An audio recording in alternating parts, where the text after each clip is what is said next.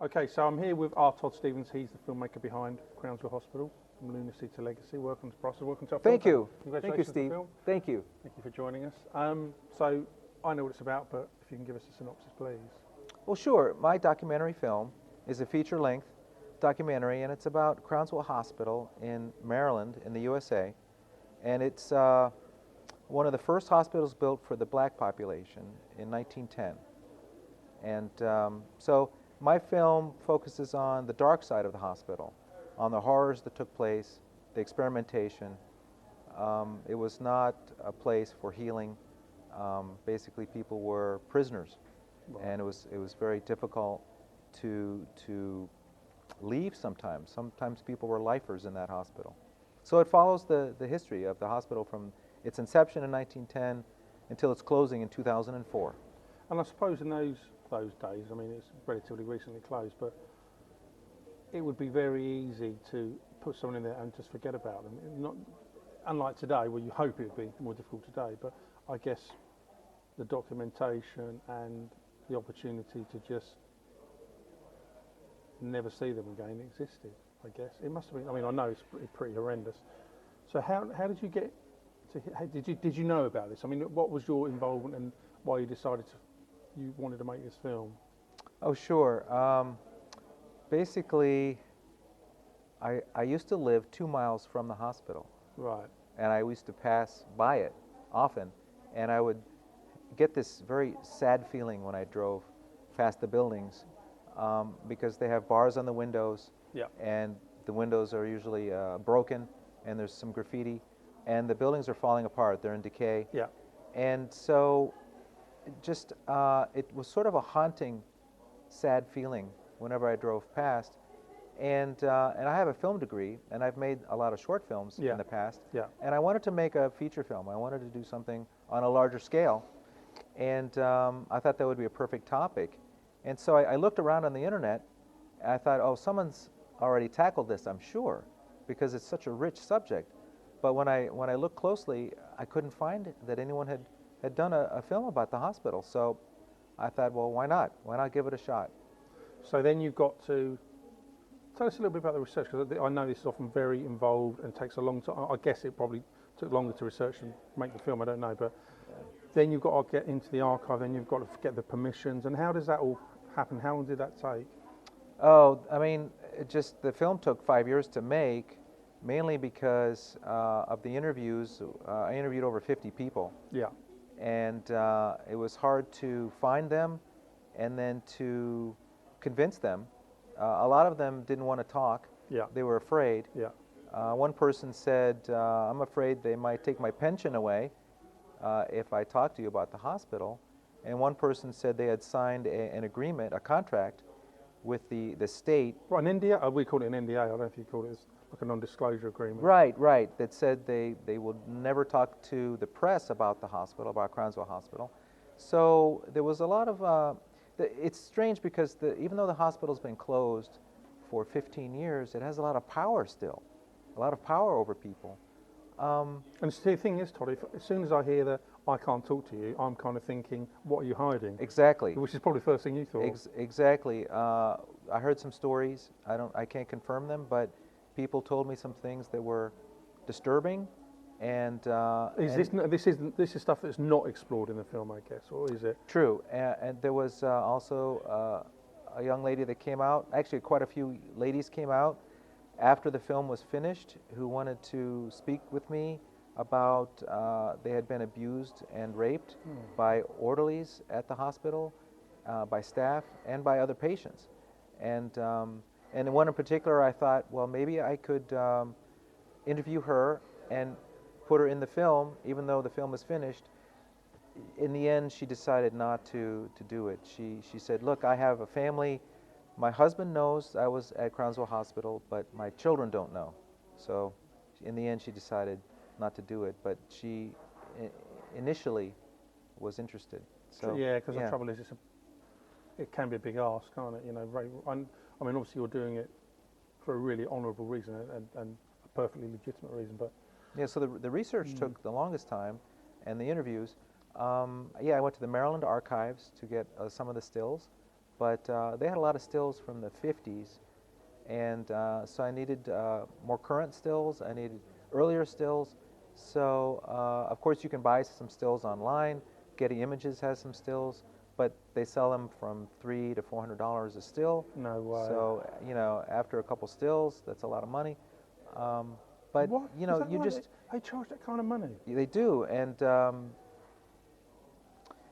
you know, the Baltimore Sun is a newspaper in Baltimore, Yeah, yeah. and so they have a lot of stills, and they want $500 a still. So you know, It's ridiculous, isn't it? if you buy 10 stills, that's $5,000.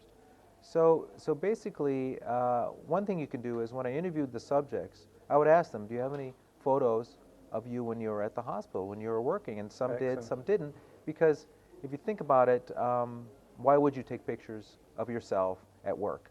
Most Yeah, people have yeah. pictures of themselves and their families on vacations, but not at their place of business. So, So if you could so I get got those, lucky. I got lucky. Yeah. So if you got those, that's Mhm. going to help massively, of course. Exactly. I got the free ones. I got the ones I paid for. I got the ones from the archives. I had to pay $50 a photo for. So those weren't free, but that was relatively cheap compared to the Baltimore Sun. Yeah. When you're taking all the interviews you got, and I think you said you had 50 or 50 plus interviews. Yeah, approximately 50. Yeah. So I'm assuming that every one of those, I'm sure actually, that you've got to then go through them all again, Yes. watch every one of them, Yes. and there might be, let's say a 20-minute interview, 30 seconds of interesting material. But the problem you've got is you've still got to watch those to piece it all together, haven't you? Oh, it's time consuming. I mean, how long did you just put? That took a whole summer, you know, just to weed through those, because each person, I mean, on the average talked 2 hours, because some people were 2.5, some were an hour and a half, but most people had a lot to say, and I had a long list of questions for each person. Yeah. So on the average, 2 hours a person. I mean, I had 14 terabytes of footage in the end when I edited this film, because I had over 1,000 stills and I had over 100 hours of interviews. So you watch them again, and I had them all transcribed, so they were all in Word document form. Yeah. So then I just would read and then edit on paper. Basically, I did all my editing on paper, and then I took the Word documents to an editing house in Baltimore, and they edited the film. They did the actual physical edits, but I edited it in, you know, with my head and paper beforehand. So yeah, it's so time consuming to do that, because you're not sure where to put something sometimes, you know, like a sentence from a person, where it should go, even though you like it a lot, and maybe it won't fit anywhere, but it's just deciding the order of everything. That's the hard part. But you've still got your life going on in inverted commas, because of course this isn't the only thing you're doing. You're living a life, Right. you're working, or whatever else you're doing. Yeah. You know, I don't know, but so I'm guessing that this is taking up a lot of your time, and you probably have jam-packed days most days. Every weekend, you know, I would be interviewing, and during the week in the evenings. So yes, at the time I had a job with NASA as a manager, Yeah. and so I made the film in my free time, but you know, it's just so time consuming, because every single still that's in the film isn't as I received it. A lot of times you receive a still and it has scratches, or it has marks or fingerprints or rips, so I had to actually manipulate with Photoshop each photo to enhance it. So yeah, and that takes time. And you've done that part yourself. Yes. Yeah. When you're putting a narrative feature or a short or narrative feature, they will say a beginning, middle, and end. But I don't quite know how that works when you're putting a documentary together. Do you still? I guess what I'm trying to ask is, do you sort of stick to that edict because you want to make it interesting, but do you work on that principle? Is it completely different with documentary? You know, it depends on the person. I like working that way. I like having, you know, a beginning and an end as the framework, and then I can just fill in the interior part. I'm going to work on a narrative soon, and that's what I'll do with the narrative. But basically, I also hired a documentary coach. You know, there's coaches for everything now. Oh, of course There's yeah. health coaches. Well, I saw something the other day I couldn't believe. Yeah. It's Fortnite. You know, this game that everyone's mad about. And they had a big Fortnite gaming thing the other day. There was millions of dollars at stake. And these guys had Fortnite gaming coaches, and the top 3 all used the same coach that won. Oh, great. But See, yeah, they're very helpful. So I hired a documentary coach, a German lady who had made some documentaries, and she helped me with the story. She's really good at seeing the story in your footage. And mine had many stories. I could have gone off on many tangents, but she helped me get organized. And actually, so we had a different idea. Initially, we were going to start at the cemetery and end at the cemetery. That was going to be my next question, actually, how you Yes. decided the run, but you now... Exactly. Yeah. But we changed it, and actually I decided the ending, I think it worked out. I like it better. It just, it evolves. It's sort of like a person, a child that's growing up with you when you're making it, and it evolves, and you're always thinking, how can I make it better? How can I make it better? And because the more, basically with anything, the more time and effort and money you invest in it, the more important it is to you, and the more you want it to be just right when it's finished. So Yeah, because I suppose, I'll put words in your mouth, it becomes kind of a legacy project, doesn't it?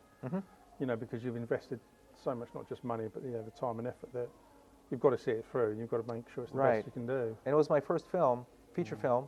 So my coach said, for your first film, you need to come out like gangbusters. You need to have impact, a strong impact, or else who's going to want to see your second film? That's a fair point. That's a fair point. And also choosing a documentary as a first feature I think is harder. And then doing it turned out being harder. Yeah, than a narrative, I would imagine. I was going to do a narrative, but I thought, no, documentary will be easier because no costumes, no sets, no actors, fair enough. no props. Yeah. But in the end, the documentary was a lot harder than I thought. It was just going to be a 1-hour short doc at first, but it just grew and grew because as I researched it, I discovered more and more information about its history that I just had to let people know about. And I still want to do the narrative, but yeah, I think the narrative will be a lot easier because, because you have the story already and you're just bringing it to life with the narrative. With a documentary, I let the people tell the story, but I wasn't sure what kind of story they were going to tell me. So it wasn't until I sat down and then watched the interviews a second time that the story came alive and I could see it. And did you encounter any resistance? I know you said some people didn't want to be interviewed, but was there any instances where you said, look, you shouldn't be looking at this or stay away from this or anything of that ilk? No, but there was just some strange stories that I heard from people, and it was a little unsettling when people would say they would be interviewed and then would change their minds dramatically. Like literally radically? Yeah, as though somebody had spoken to them or they had thought twice about it. Some who said, sure, let's meet next week, and then they would call me and say, I can't do it. Not because they're busy, but because something or someone changed their minds. Well, they just said, no, I've changed my mind. And yeah. So, my friend Michael, he helped interview the subjects. We were thinking and talking that maybe there was a gag order in effect, that there were some lawsuits and some people weren't allowed to speak to us. So it was tough. It was tough. But in the end, so I had a list of people I wanted to speak with. And in the end, I only got about half the people on the list, but it worked out because whenever I would interview someone, they would say, oh, you should talk to so-and-so. They worked at the hospital. They would, so you got another they would name. love, they would love to talk to you. So it worked out because I was still able to get 50 interviews, but they were just not the original, on the original list. And of course, when you say about 50 interviews, let's take any one as an example. You're interviewing them for two and a half hours. But I'm guessing that's pretty much a whole day for you because you've got to travel there. Well, I haven't said they might live closely, but even so. They did. A lot of them lived close to the hospital still. A lot of them lived within an hour drive of the hospital. They didn't move very far because a lot of them retired and then just, they didn't move. When they worked at the hospital, they didn't live very far from it. Yep. So when they retired, they were still close. It does take at least a half a day because, you have to pack up the gear, you have to go there, you have to, it takes a half hour to an hour to set up, you talk to them, and then Usually you pack up and that takes another half hour to an hour, then you drive home. So yeah, but it was worth it. I mean, each person is like a gem in my film. They're so special. And I felt bad. I had to cut 4 people out for time.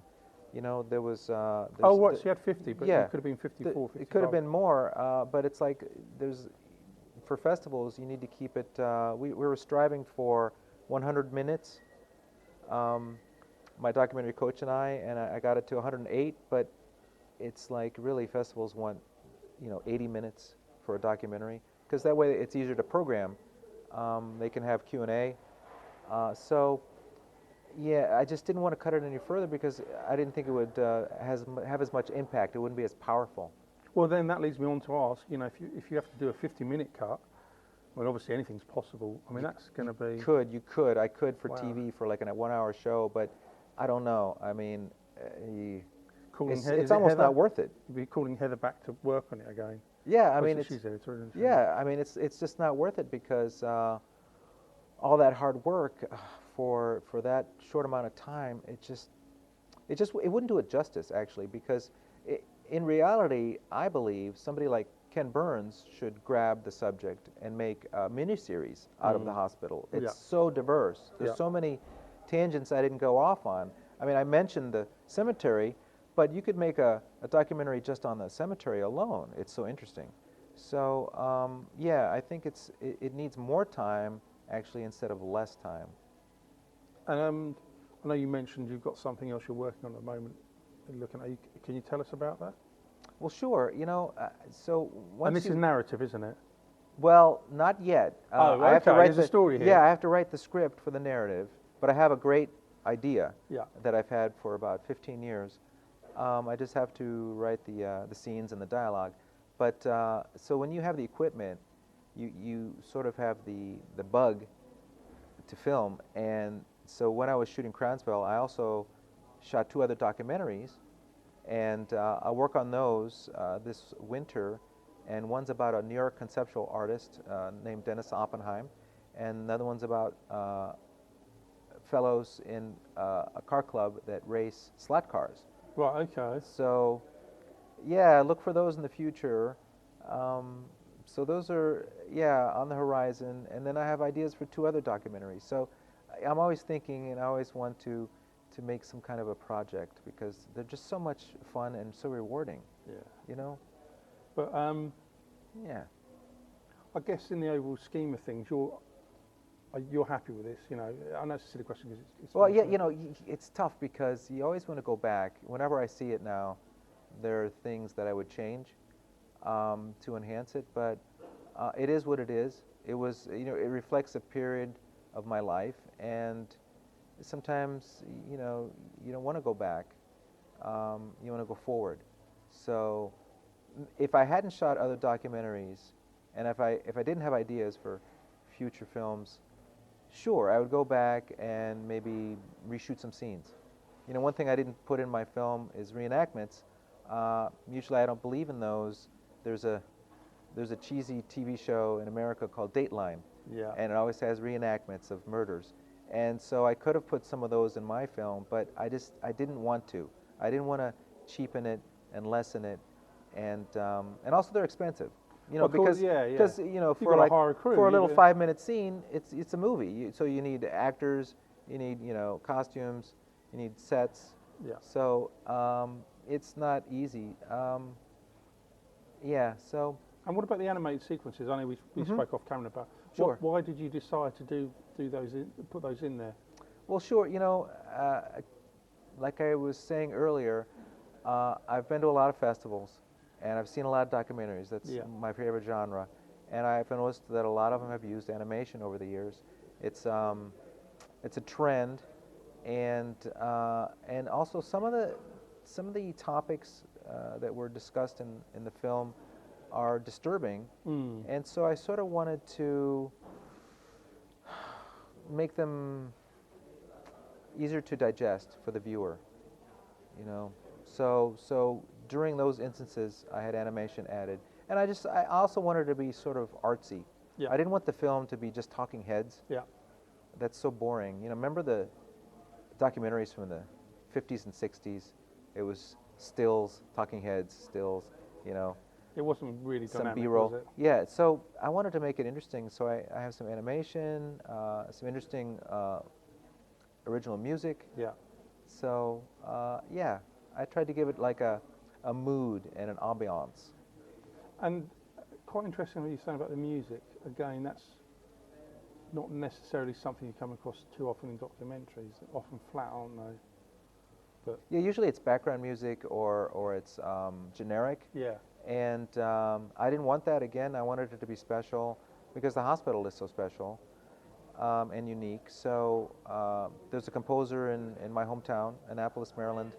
Adrian Bond is his name, and I've always admired his work for years. And he does, I guess you would call it computer music. So Right, okay. electronic music. Yeah, And so no voice. And I thought it would be perfect for the film. And interestingly enough, I met with him for the first time to discuss the film, and he said, Todd, I've always wanted to make music about the hospital.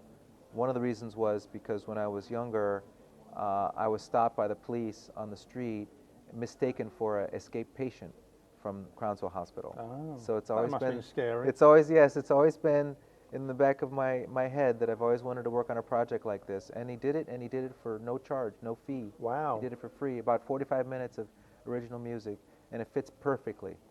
I mean, it's just as I imagined. And what's happened to the building since? I can't remember if you explored Oh, that. you know, it's still there. The buildings are just crumbling. They're falling apart. They're in decay. There are a few that are in use. So one of the buildings where some of the children were kept in the early days, in the 40s, is being used by the Anne Arundel County Police. There's another building being used for drug rehabilitation. Right, okay. There's a big heroin addiction problem in Maryland, all across the U.S., and probably all across, you know, England as well. And so it's one of the buildings is being used as a halfway house. And I just heard recently that the building next to it has been opened also Right. for a halfway house. And that's mainly because those buildings were built later in the 50s, and so they're easy to rehab and bring to life again. And you know, so some of the buildings are being used, but there's over 60 buildings there on 500 acres. Wow. So there's still a lot of buildings and a lot of land that are just 500, it's sitting there. enormous. Yes. It was 1,200 acres originally, but now part of it is being used as a nature preserve, Right, like okay. a wildlife area, and so now there's only 500 acres, but yeah, originally it was 1,200. Brilliant. Todd, thank you very much. Thank you, Steve. Thanks for Wonderful. having me. I knew it'd be great to talk to you, Yes. and you didn't disappoint. Thank you so much for your time. Thank Cheers. you.